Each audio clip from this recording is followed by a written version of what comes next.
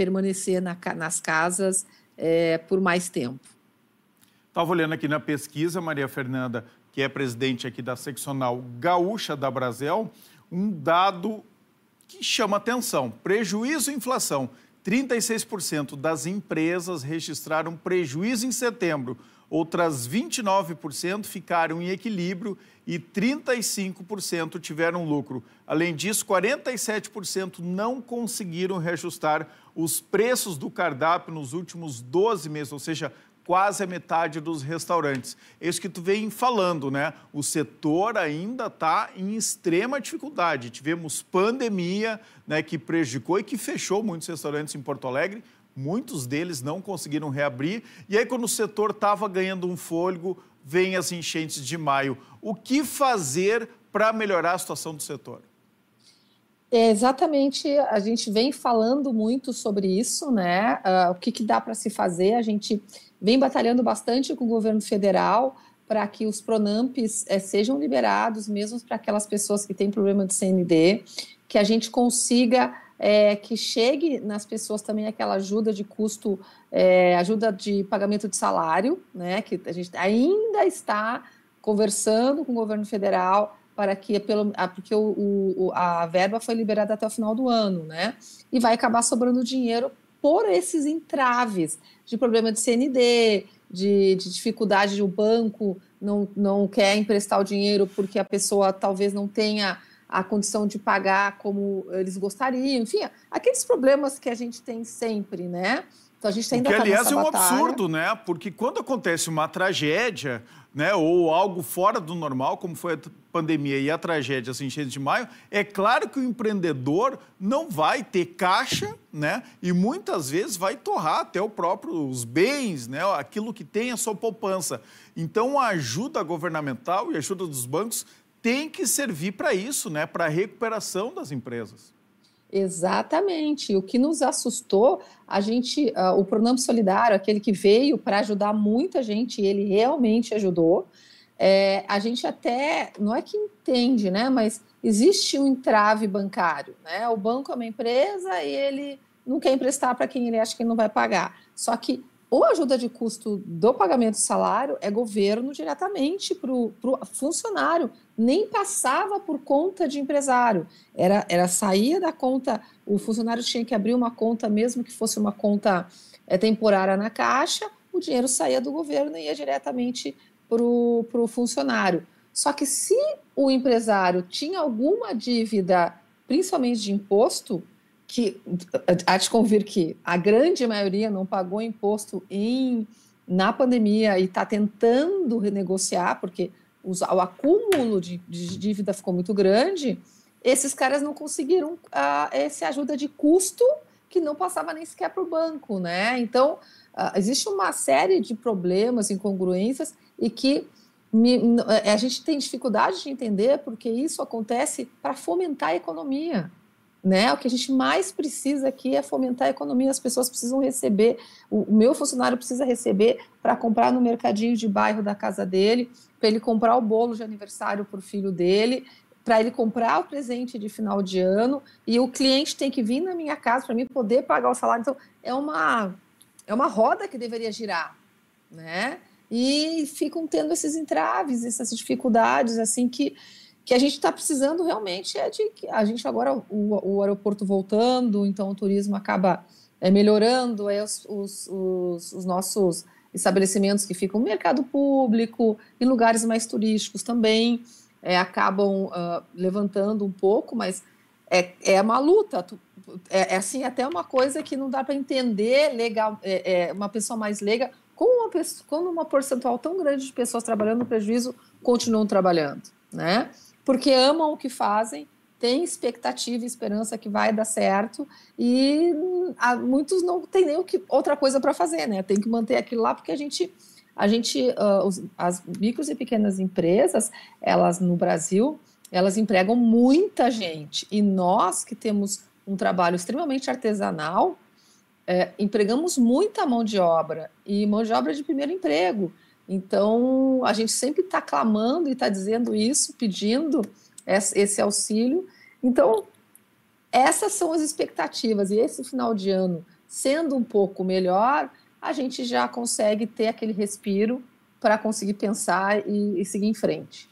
Eu conversei com o Paulo Jeremia, que é presidente do Sinda, e um empresário da alimentação no Festures, em Gramado, né, na semana passada.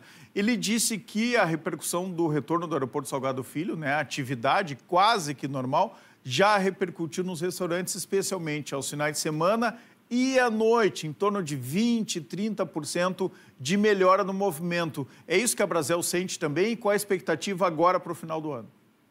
Sem dúvida, a volta do aeroporto era algo muito esperado, né? Existia uma demanda represada aí, então agora voos voltando, a gente tem um mês praticamente, né? Quase um mês praticamente, que não está ainda com 100%, e aí o próprio turista ainda não entende, né? Se o Rio Grande do Sul está apto para receber, e a gente tem tentado passar essa mensagem a nível nacional, né? Para todos os estados que sim, estamos aptos, nossos aparelhos turísticos estão abertos, estão funcionando. A gente tem alguns casos pontuais ainda que não, como o Cais Embarcadeiro, que agora está voltando a funcionar, enfim.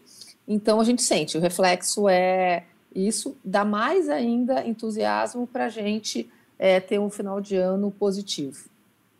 Perfeito. Estou vendo aqui que o endividamento, inclusive, né, das empresas, 33% das empresas têm dívidas em atraso e destas, 86% devem impostos federais. Não dá para negociar isso com o governo federal, pelo menos um alongamento ou até uma isenção desses impostos?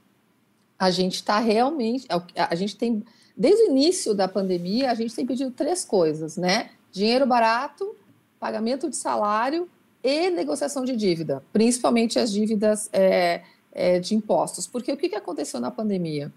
A primeira coisa que a gente pagou foi funcionário, né? Isso é questão até de humanidade, vamos colocar assim, né? Depois a gente paga os fornecedores, porque sem insumo a gente não é ninguém, né? E aí depois vai lá para a conta de consumo, gás, água também que pode ser cortado, aluguel e tal. Então a última coisa que a gente acaba pagando é imposto, porque isso num primeiro momento não te inviabiliza de trabalhar, né? Só que aí chega no final do ano, a grande maioria dos nossos estabelecimentos está dentro do Simples Nacional, aí chega no final do ano o momento de parcelamento, né? Então muita gente acabou saindo do Simples Nacional, fazendo algumas manobras para tentar se manter no mercado, e aí uma das coisas que a gente está pedindo é justamente uma espécie de refis, como se existia no passado, né? Um desconto, porque os juros são altíssimos, né? Então, um desconto nesses juros, multa, enfim, e um parcelamento extremamente estendido, que aí tu conseguia resolver 2 situações. A primeira é tu ter a CND, ok, né? Até pode ser positiva, mas com efeito de negativa. O funcionário ficava mais tranquilo, porque ninguém gosta de dever, né? Isso aí é fato, ninguém gosta de dever, e tu poderia pensar melhor o teu negócio, pegar os Pronampes, pagar o salário de funcionário e poder ter esse fôlego para continuar. Então, a gente fica nessa expectativa porque a gente ainda não, a gente tem algumas não temos totalmente não, né? A gente ainda está batalhando para a gente ter um refis, um PERT, enfim, algo como se fez na pandemia, nesse momento. É impressão minha ou a gente teve uma troca aí de restaurantes em Porto Alegre, especialmente, né? A gente, claro, no centro da cidade teve muito fechamento, né? Também ali naquele entorno da rodoviária, próximo ali à Avenida Mauá, muitos fecharam e não conseguiram retomar. Mas outras regiões da cidade a gente está vendo uma efervescência, né? Inclusive vários restaurantes novos sendo abertos. O que está acontecendo no mercado aí de restaurantes em Porto Alegre, Maria Fernanda? Então, é perfeitamente essa leitura que tu fizeste. Muita gente não conseguiu superar a pandemia, né? Principalmente em centro da cidade, em lugares onde havia uma necessidade de almoço executivo, porque muito home office, até hoje ainda tem, né? Então, as pessoas ainda não voltaram. Então, nesses restaurantes que dependiam desse tipo de público, acabaram sucumbindo, porque se endividou e não tinha como fazer.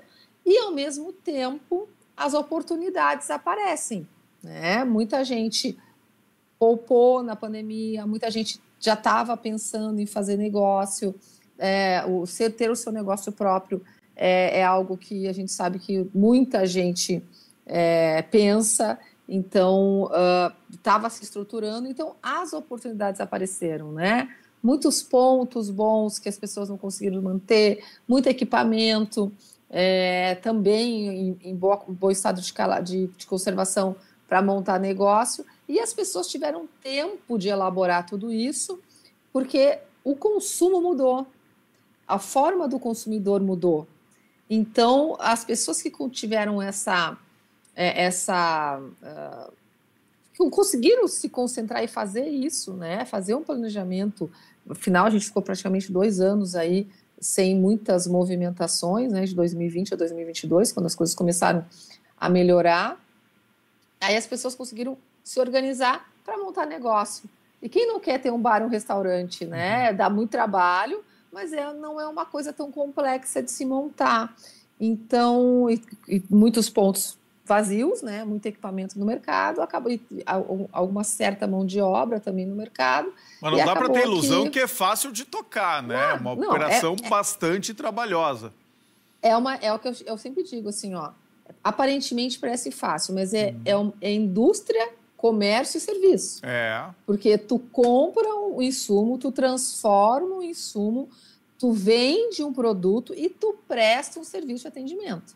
Né? Mesmo que tu tenha faça pedido numa maquininha, num touch, né? Alguma coisa assim, mesmo assim, tu tem um serviço implementado ali. E é muita gente que tu tem que contratar, né? A mão de obra, ela ainda a tecnologia não chegou aqui de uma forma de substituir pessoas, né? Então a gente... Virou a tua câmera. Virou a câmera. Não, desculpa. E aí...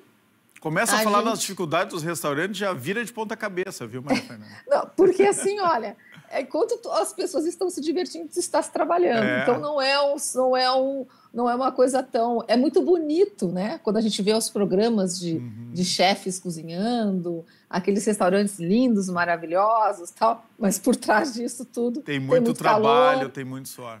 Meu diretor Igor, que adora a noite aqui, diz que quer ter um bar, né? Mas ele está confundindo as coisas. Uma coisa é aproveitar o bar, outra coisa é trabalhar.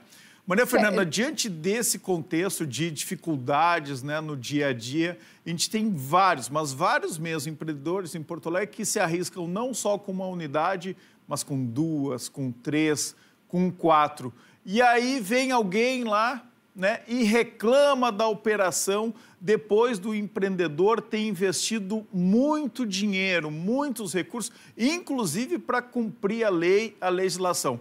É um caso que surgiu na semana passada, já ali, se eu não me engano, foi na véspera do feriado, na quinta-feira, quando o 20/9 anunciou nas suas redes sociais. Eles estão sendo muito cuidadosos, inclusive, nessa comunicação com os seus clientes, mas eles anunciaram que estariam fechando, então, a unidade do 20/9 no Moinhos de Vento. Eu falei disso aqui na Rádio Mix 107.1 durante o cafezinho e no feriado mesmo, na sexta-feira, fiz questão de ir almoçar lá no 20/9 e eu gravei um vídeo curtinho de 2 minutos. Eu quero mostrar agora aqui para a nossa audiência, eu vou te convidar para ver o vídeo e depois a gente comenta esse assunto. Pode rodar. Esse é o lugar, o 20/9, aqui no Moinhos de Vento, na rua Adinati Ribeiro, que o Ministério Público quer fechar, alegando que faz barulho e tem cheiro de churrasco para a vizinhança. Esse é um dos restaurantes mais tecnológicos que a gente tem em Porto Alegre. A parrilla fica dentro do restaurante. Tem uma coifa muito tecnológica que tira a fumaça, que tira os odores, todos de dentro do restaurante. Tem aqui um jardim de inverno externo na frente, tem outro externo que não produz praticamente nenhum barulho. Esse lugar gera 40 empregos para pessoas aqui de Porto Alegre e da região metropolitana. É esse lugar que o Ministério Público quer fechar, por empreender, por gerar renda e riqueza aqui para a nossa capital. Por quê?